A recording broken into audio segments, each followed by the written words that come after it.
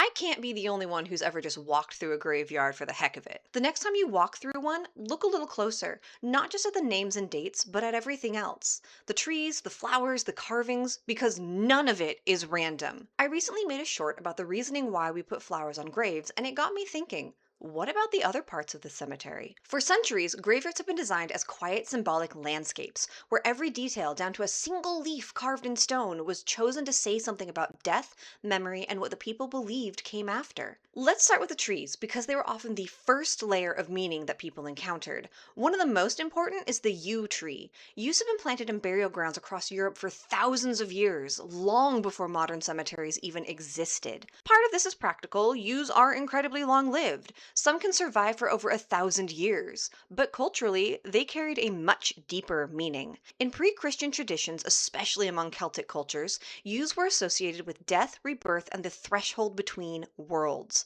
Their ability to regenerate from old wood made them natural symbols of renewal and immortality. Later, in Christian contexts, that symbolism carried over. Planting a yew in a churchyard suggested that death wasn't an end, but a transition. There was also a protective belief. Yews were thought to guard the dead. Their toxicity, every part of them is poisonous, including their leaves and bark, gave them an almost supernatural reputation, as if they could ward off evil spirits or keep the boundary between the living and the dead intact. Then there's the weeping willow. This one is more emotionally direct, but it's still pretty layered. Willows became especially popular in the 18th and 19th centuries during a period when mourning became highly ritualized. Their drooping branches resemble tears, which made them a natural symbol of grief and mourning.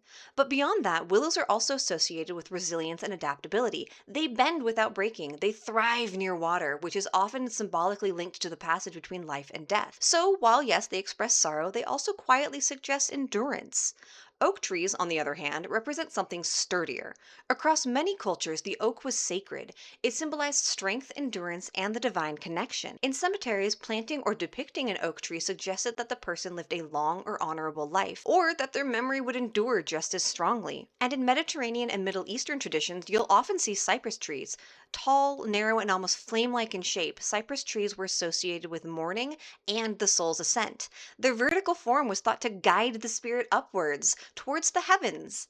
Flowers in graveyards are often seen as simple gestures, but historically they were part of a very deliberate and symbolic system. During the Victorian era especially, people developed an entire language of flowers, where specific plants communicated very precise meanings. This was partially cultural and partially practical. Flowers allowed people to express complex emotions without words, which comes in very handy when you're in the throes of grief. Lilies are one of the most recognizable funeral flowers and are still used today.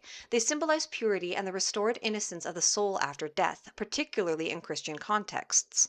The idea is that death returns the soul to a state of spiritual cleanliness. Roses are more nuanced. Their meaning depends heavily on color and condition. Red roses symbolize love and deep affection. White roses represent purity and reverence. A rose bud might indicate youth or a life not fully lived, and a broken stem can signify a life cut short. The level of specificity reflects how seriously symbolism was taken.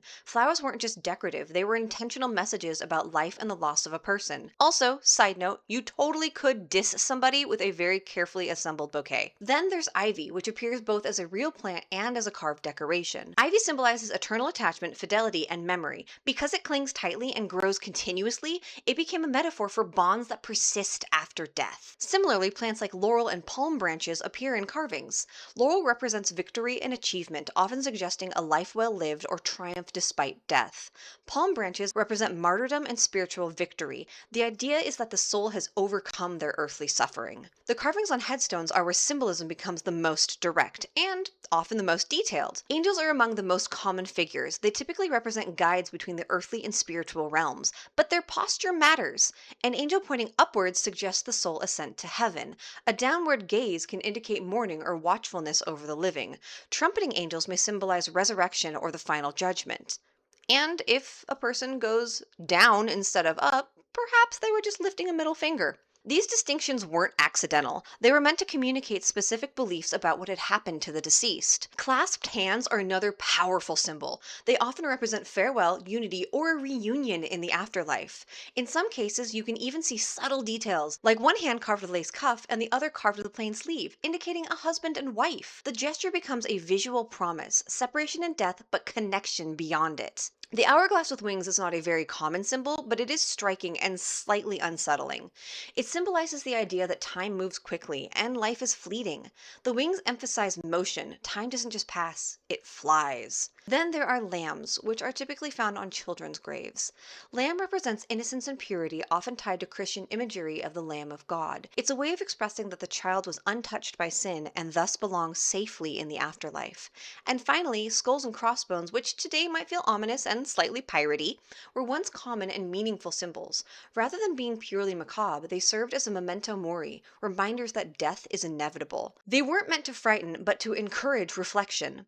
A quiet message carved in stone. Life is temporary. What matters is how it's lived. All of this symbolism developed in a time where people had a very different relationship with death. Death was more visible, immediate, and more ingrained into daily life. At the same time, literacy wasn't universal, so visual symbols became a powerful way to communicate ideas that everyone could understand. Graveyards became spaces of storytelling where meaning wasn't just written, it was designed into the landscape itself. They expressed beliefs about the afterlife, cultural ideas about virtue, innocence, and memory, personal messages from the living to the dead. In many ways, they function like a shared symbolic language, one that people of the time could read almost instinctively. So when you walk through a graveyard today, you're not just seeing a collection of graves. You're walking through a place where people carefully chose how they and their loved ones would be remembered. The trees, the flowers, the carvings, they're all part of that message. A quiet, intricate language that still speaks if you know how to read it. The flowers, the car. Yes. Anything else? Okay.